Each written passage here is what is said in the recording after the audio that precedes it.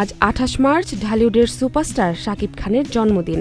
দেশে থাকলে ঘনিষ্ঠজনদের নিয়ে দিনটি উদযাপন করতে পছন্দ করেন তিনি, কিন্তু এবার তিনি দেশে নেই।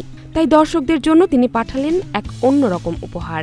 জন্মদিনে অন্তর্জালে প্রকাশ করেছেন নিজের আসন্ন চমক রকস্টারের পোস্টার ও লুক, যেখানে শাকিব খানকে দেখা গেছে কেয়ারলেস এক রকস্টারের লুকে। পায়ে স্নিকার্স, শরীর জুড়ে ট্যাটু, পরনে হাফ প্যান্ট, গলায় মোটা চেন, চোখে সানগ্লাস। পিচঢালা পথে পা ছড়িয়ে বসে দৃষ্টি স্থির দূরে কোথাও।